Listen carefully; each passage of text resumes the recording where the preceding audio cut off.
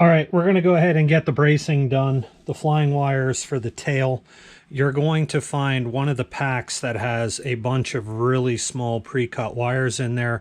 So we should have 8, 2, 4, 6, 8 of those things. You're going to go ahead and pre-assemble all of these pieces. It does come with silicone stoppers for those so they don't come apart. I'm not going to use them just for aesthetics. These aren't functional flying wires, so I'm not going to use those, and they're not going to be coming apart. So you're going to have one here, one there, and then up here you're just going to loop it through and have a turnbuckle end. Okay. As far as getting all of those pieces in, I'm using some anodized washers just for looks. And let me slide you off.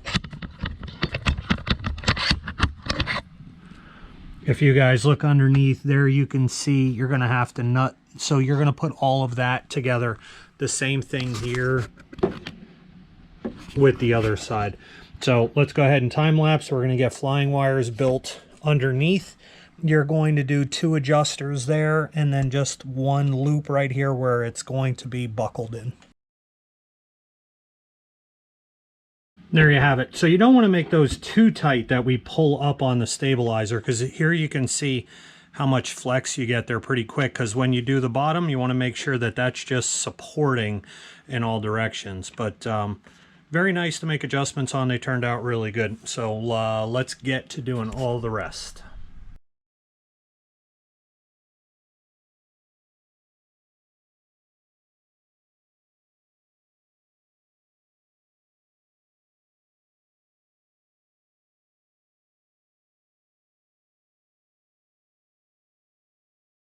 All right, wires on the gear are done, and I want to show you guys something. So this is just fiberglass into wood. This is what holds the pants on to the gear. So when you have a really hard landing, and I may opt to grind some of that out around there, this gear is going to splay this way. And you could see it's not much pressure already, and it's pulling there. So I left these loose because I don't want it to rip the landing gear apart every time I have an issue. This stuff may even be better served not here, or on some really taut springs to give you some give. But I don't want to destroy this, so I'm going to, for now, until I get it on the ground. I left a good amount of slop in it. I would suggest you do the same until we do a maiden follow-up. All right, it's first day of football season, NFL. Happy Bengals Day to everybody. So before we wrap up for the night and go watch some football, we're going to throw in our pilot.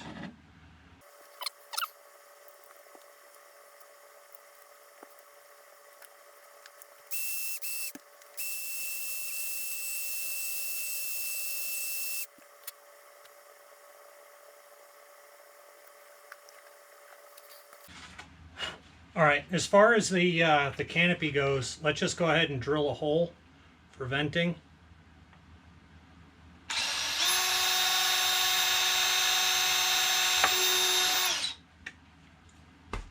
All right.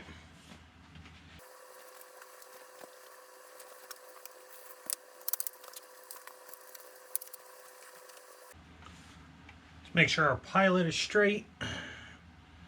Yeah, that looks good. Now, make sure when you put this on, and I clean the inside of it so that way we didn't have smudge marks and I get the oil off, because we're going to use canopy glue to fasten this thing down. So that thing's going to go like right there. All right. Make sure you put the edge of the canopy at the edge of this frame. Don't bring it over because it ain't going to fit. So now let's get some canopy glue. This is what I use, Zap canopy glue. This does not take a lot, mind you.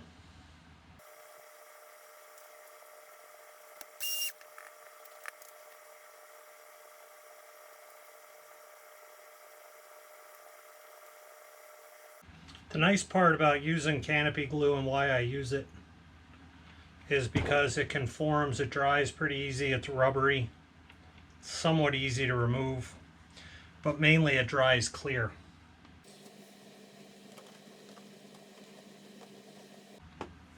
All right, let's put some tape on that bad boy to hold it down, and we'll be good for the night. Now here we want to make sure that this thing is nice and straight.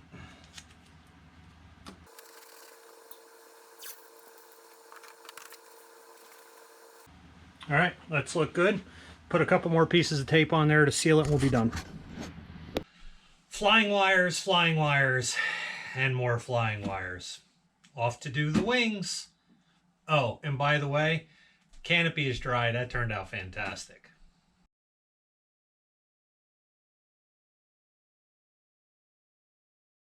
So normally what I would do here is, and you've probably seen in any of my prior videos where we had to mount cowls, we use this trick where we come over here, we tape this business card or index card in a position, lay it over the top, we mark the hole, and while that's taped, we fold it back, put the cowl back into place, lay it back over, and then that's where you go. Because of that, we can't do that here. So I'm going to show you the other trick that I use for cowls. Because we can get into the front of this thing so easily, what I am going to do is position the cowling where I wanted it. This dummy engine does not matter yet because there's so much room in there to position this and work with it.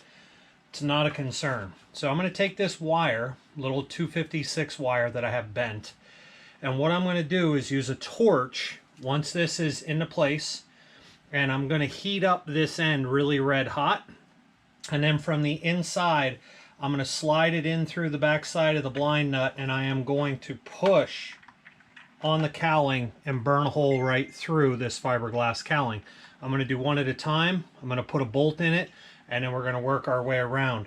The easiest way I found to center cowls is to get your prop on there and to basically center your spacing. Obviously we have right thrust built in here, so we don't want to do this and have a crooked nose. It is going to sit off slightly to the right. So I know that this gap is going to be a little closer than this one, but I'm going to look alongside the plane so I know I have this right, and from behind it to know that I have this right. And from there, we're going to start with one hole and work our way around. All right, hopefully you guys can see it right there. That's our little blemish from the heat. Made a little blister right there, so we're going to drill that out. We're going to put in a nylon insert, put in a bolt, and do the rest.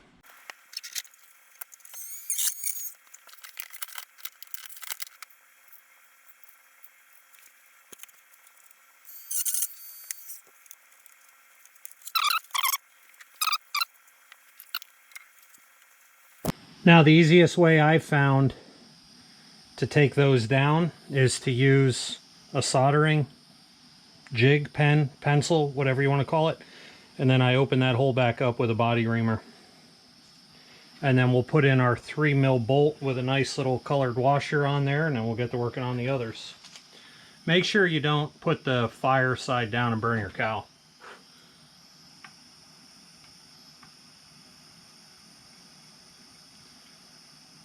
This way, when you tighten it down, it's not going to ruin the fiberglass. It smushes the plastic.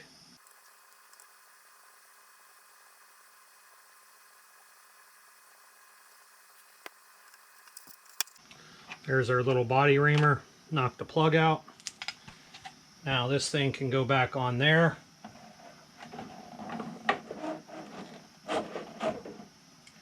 Get our washer.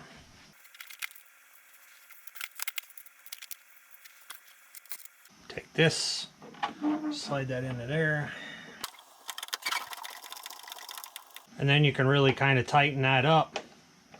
And all it does is smash that spacer on the inside.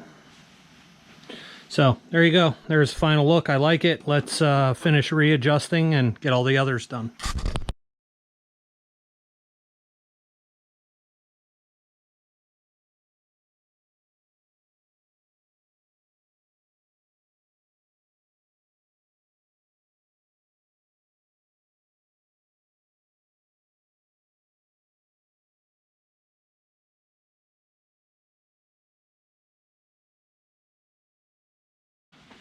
All right, cowling is mounted, looks good. We're gonna make a hole for our vent line. I usually try to use fittings like this. I find them on Amazon, weird places, whatever. So this is the fuel vent for underneath. We're gonna make a hole for that. And let's get the dummy radial engine slid into place, and then we can work out exactly where that has to go. And how are we going to hold it in? Shims, wedges, epoxy, what are we gonna use? We'll use something in there, but for now I wanna get my vent put in.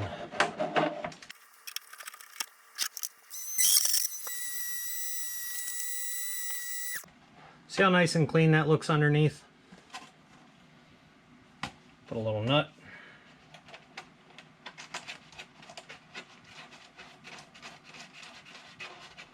If you guys have never used those, you ought to try them. They're just hard to find. All right, now that that's tight, we're gonna go ahead and position our dummy radial where we want it.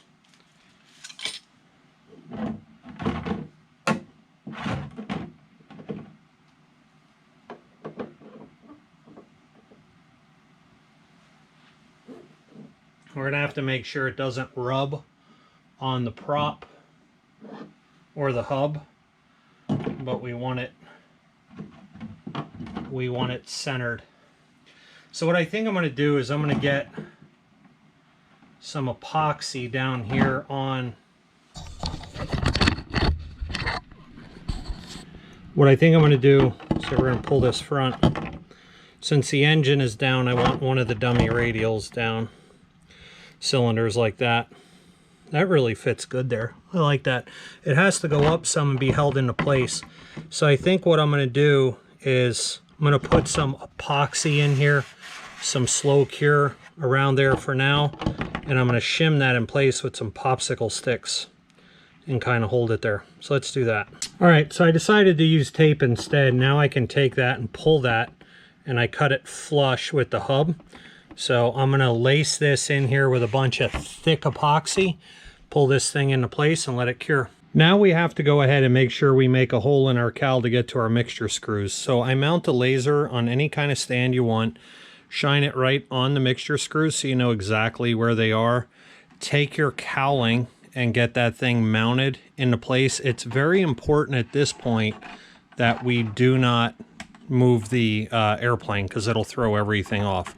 Once you have that cowl put into place, you could see right there where the laser currently is. So if your cowl is properly mounted, that laser would indicate where you're going to drill. So that was my hole. That's after I mounted the cowl, drilled the hole. Now I can get to my mixture screws. The other thing that I do, because I have quite a few models and you can never remember where mixture screws are, engine orientation, high to low, I always mark right there on that flat part of the fuselage, the highs and the lows. I'll also put things like the choke information or potentially even battery information right there. Just makes it easier to remember.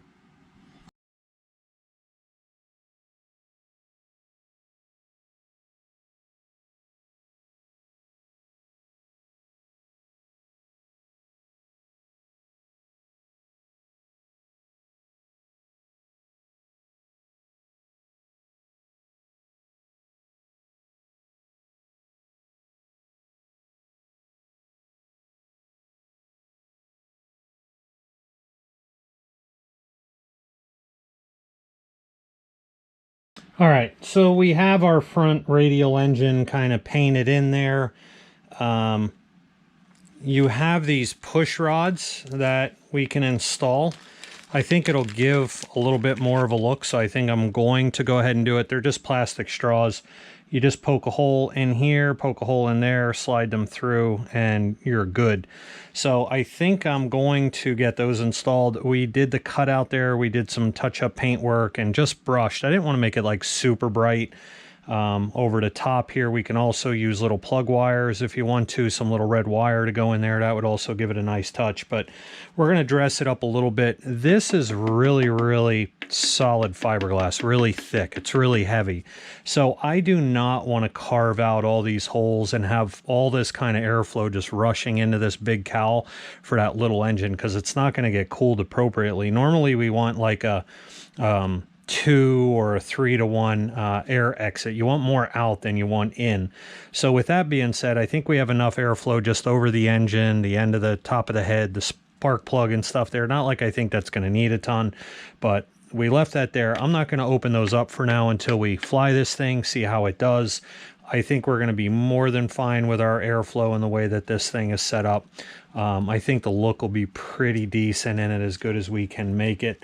But a little bit of color there really dazzles this thing. But this plane needs some nose weight as well. So I think leaving all those panels in really help for my nose weight. And as we go to put this thing on the CG machine and see where it falls in, see where our battery placement needs to be, I think that's going to end up really helping us.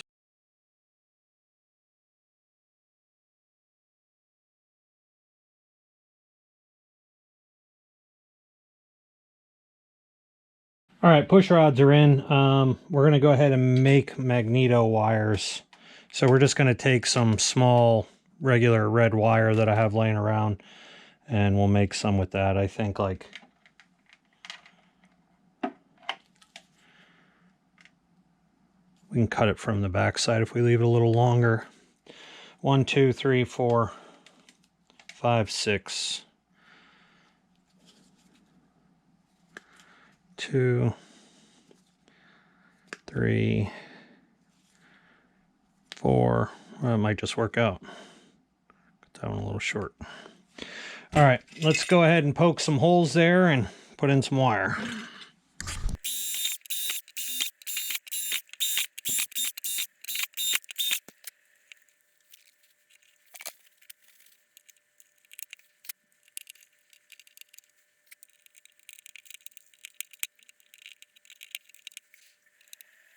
All right, so cowling is done. We have our magneto wires in there, plug wires, if you will. We have our push rods. We're putting in our nice cowling bolts here for some bling. We've installed our exhaust extension. And the nice part is when you do it this way with those plastic inserts like I showed you guys, you can really crush down on those and it doesn't affect the cowl. So let me take you around the front.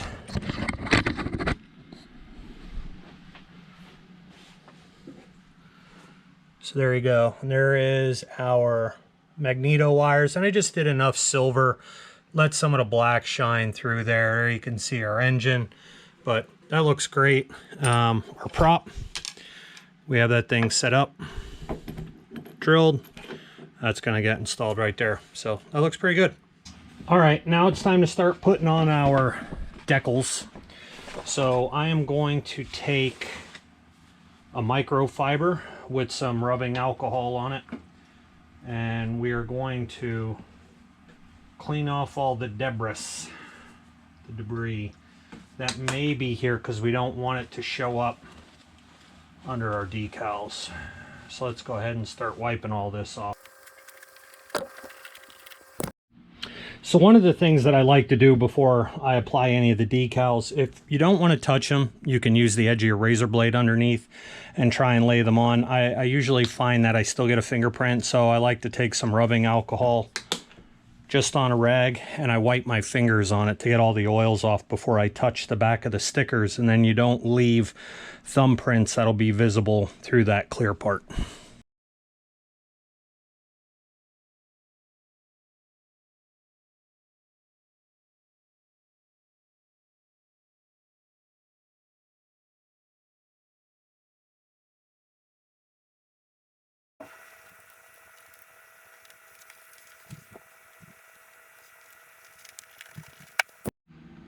Let's talk about setting the CG on this thing. So I am using the Chicoy CG machine. See the pucks? there and there on the Gator Rc CG jig. So that's this thing. What that does is using sliding gantries, there you guys can see the web address, to get perfect numbers to actually enter into this thing. So why do I use this and not the fingers? Well, if you look underneath, I actually always put backups. I put little felt feelers, white ones, on every plane, so that way you could see or feel exactly where that is in case you're at the field and you ever need to do something or move something or something happened. I don't know, it's just a backup.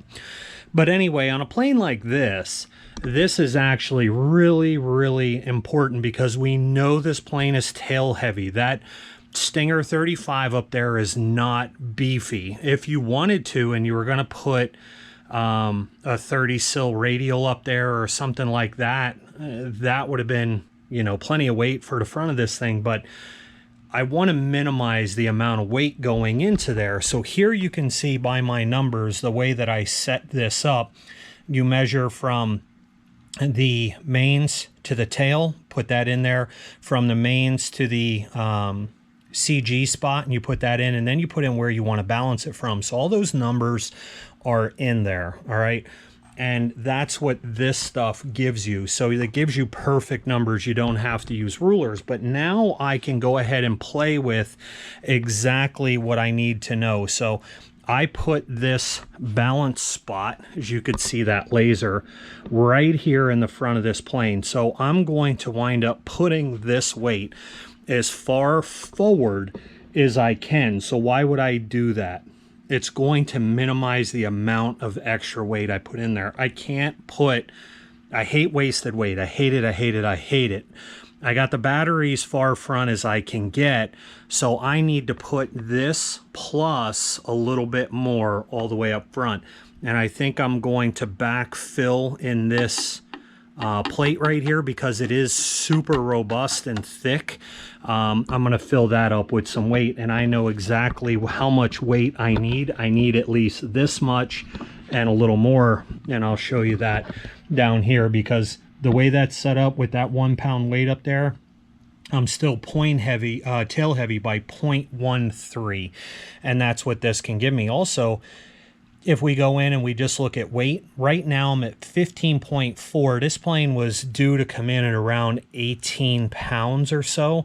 So this is still pretty decent. I'm pretty happy with this. It'll actually measure left weight, right weight, and nose weight. And if you look at this, my left main is actually about 3 pounds, 2.5 pounds heavier than the right side. And that's from a culmination of a lot of things, the build process where you have gear put in there, all those type of things. So you really want a good, well-balanced plane. You can take a look at making sure all those numbers are exactly even.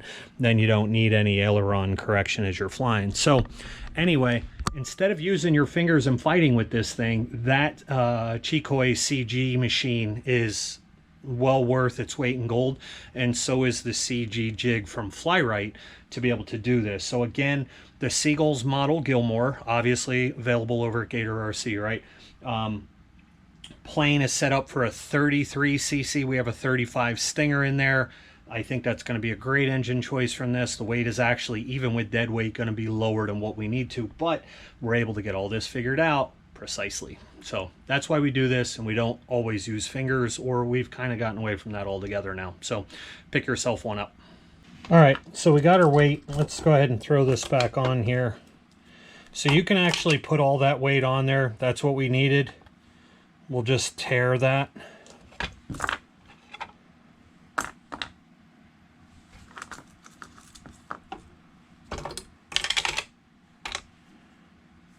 All right, so that was the weight we actually needed. Now we're going to go ahead and tear it. So that's zeroed out. Now we're going to go ahead and we're going to put that on there. And we're just going to dump. And as we mix epoxy, that's going to account for some as well. We're going to use up a good bit here. All right. So there we go. The rest of that I know that we can mix up, make up with epoxy weight.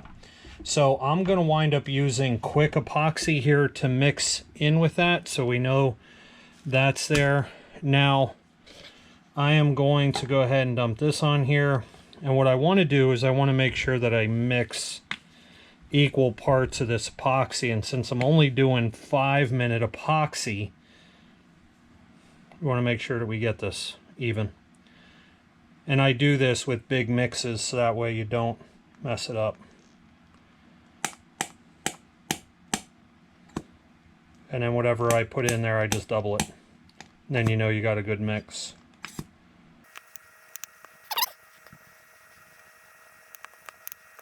A touch over. Close enough for government work. All right, so let's go ahead and we're gonna mix this up. There and there. Now we're just gonna go ahead and dump those in. We're gonna get all that mixed up in there. Look at all that goodness.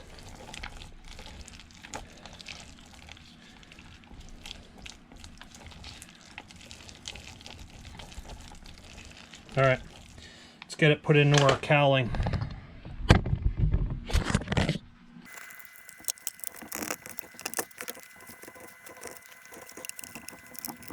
All right, so we have that in there. Now, if you remember, our left side was heavier than our right side, so I actually shifted on the cowling some more weight to the right-hand side than the left. So maybe that helps us to balance that out a little bit for lateral balance. Otherwise, the foam stuff is just there to hold that in until that fully cures, but that should be pretty good. I like it. So you can see how everything's mixed up, laid in there nice. I don't think it's going to be excessive. Remember, I have the nylon inserts there, and we're using those big fat washers, those decorative washers, anodized washers on the outside. So if I didn't have all of that in place, I would hesitate to do the extra weight out there. But we're talking it's a pound, and this is a really big cowl, so it's pretty spread out. I think we'll be just fine with that. If you were to come over here and obviously want to hang more weight in here somewhere, you could, but remember, the further we go back, the more of that we're going to have to hang in there. So we're just trying to keep it light. But otherwise, obviously we'll see how it works.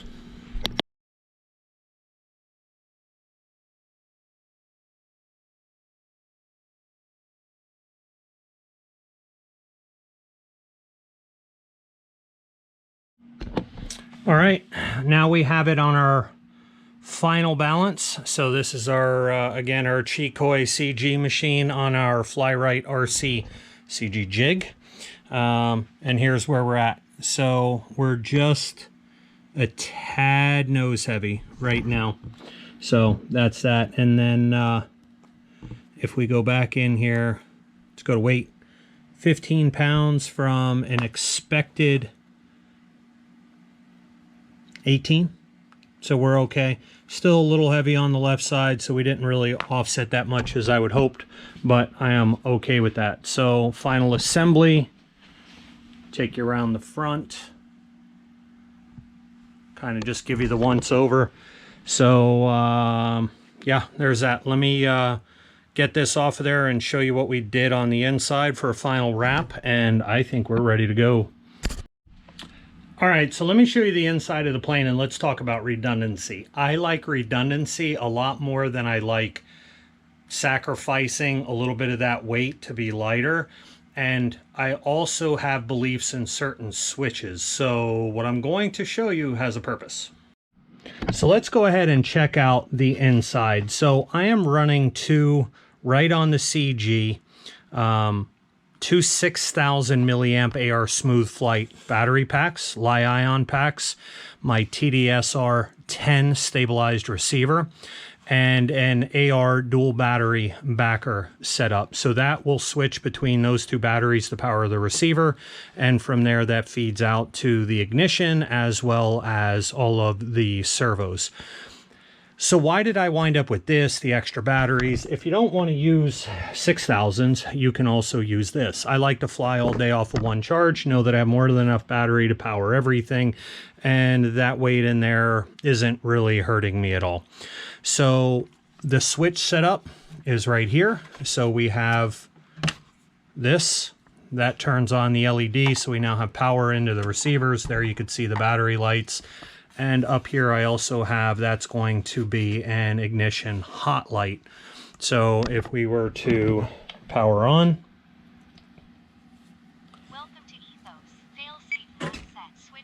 there, let's go ahead and shut off our timer. Gotta make a reset to that. But here is that switch. So there you could see that is ignition not hot.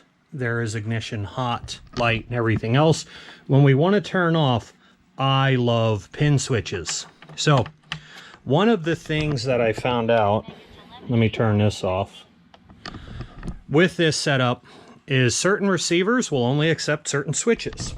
So when you go with a FrSky switch, pin switch like this, audio jack switch, there's that thing, right? I like these. AR Smooth Flight uses a very similar one. That switch does not work with a TDS R10. It's like 12 and above. So that thing doesn't work. And then I also used one of their mag switches for that, which also doesn't work. Both of those switches are made for a higher assembly that has a dedicated switch port for this little thing to plug into. So it's meant to use switches like this that you can power batteries and go into here, because they're not made for planes that pull a ton of different battery power everywhere, a lot of amperage, right? I absolutely cannot stand rocker switches for the life of me. So the reason for that is if it's a cheaper, less expensive model, you can go with these, but not really. There's really no models that fall into that category anymore. Do they work? Yes. Do I trust them? Do I like a redundant battery system better? Yeah. So 10.5 dozen ways or the other, you can still use these and it still works. It's just not my preference. My preference is to have dual battery backups, have wiring that'll feed through a good sized wire right into that receiver. And that way I know that I did all the different things between two 2.4 signals in there, a 900 megahertz signal, dual battery backups, and mainly a positive fail-safe switch. I don't like digital switches because those digital no-fail switches cost me my first decathlon. Yes, I got it wet. Yes, that was my fault. Yes, it got caught in a rainstorm, but it still failed. Doesn't matter. These, the only way you're going to have an issue is if both of them wires short out. Okay. The likelihood of that is so minimal. It's not even funny. So this, if you wind up having a wire open or something else, it's going to fail on. I like pin switches a lot. So that's my setup. We have all of our 3D printed little wire holders. Our antennas are in there 90 from each other. Here is my fill. So I could pop this off. I'll plug the end, just fill from the outside of the plane. There, I like that. I have my choke rod right here. Probably put a little thread a little end onto there. We have our elevators, we have our rudder. Everything here is ready to go, and you saw the CG. We already have the throw set, so I just have to throw those back on the wheel pants. But guys, she is tuned and ready for the field. This has been an adventure, and with our FrSky system, it's been a learning curve. It's been a cool one though. I've enjoyed it. So let's get this thing wrapped up. What do you say?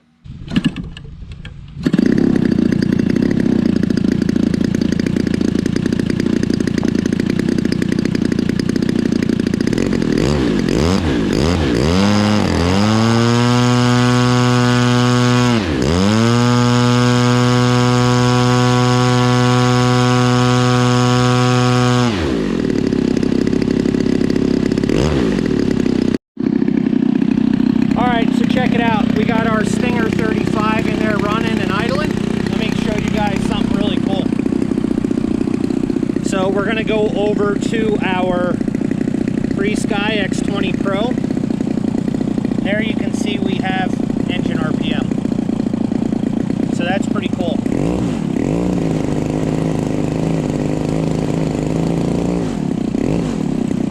All right, now let's go back. Here's the other cool thing. I have a regular timer set up right there, so that's going to be our run time for fuel, that type of thing. And I also set up an odometer. So the odometer is based off of a logic switch for engine RPM. Anytime I see engine RPM,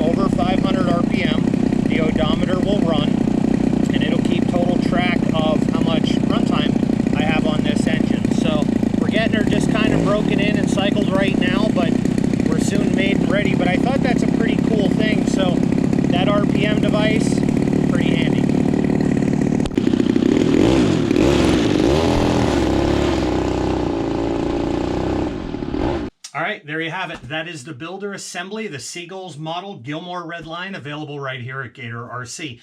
Link down in the description below. If you like this build or you would like to check out a variety of other aircraft, do me a favor, head on over to www.gator-rc.com. Full line of Seagull models, as well as Top RC, Sebart, and you'll find many other items there. Your one-stop hobby shop, transmitters, motors, engines, electronics, and aircraft. Whether you're looking for something to cover, something to begin with, something balsa, something composite, jets included, that's where you're going to find it, guys. So super cool project to build. Again, we were using the King Max servos in this aircraft.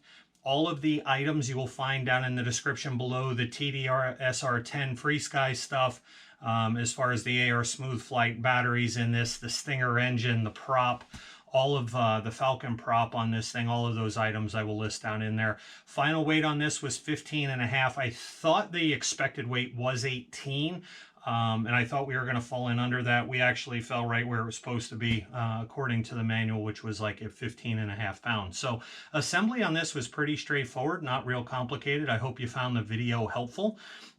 If you did, go ahead and smash that thumbs up button. It helps us a lot. Like, share, subscribe as you check this out on both the Just Plain Crazy channel and the Gator RC channel. I hope that you guys subscribe, and don't forget to check out our official pages over on Facebook, Instagram, and TikTok. So Just Plain Crazy on Facebook, TikTok, and Instagram, as well as right here on YouTube. So with that being said, guys, I think it's a wrap. We're going to get out to the field. We have a maiden to do, our first Free Sky maiden. So I'm super excited. That process was super cool, super different, and I think I'm going to love it. So I'm hoping you join that adventure with me. Comment down in the section below if you thought that this build process might have enticed you to go that direction. With that being said, I'm Brendan. I appreciate you joining. I'm going to wish you guys happy flights. Peace out.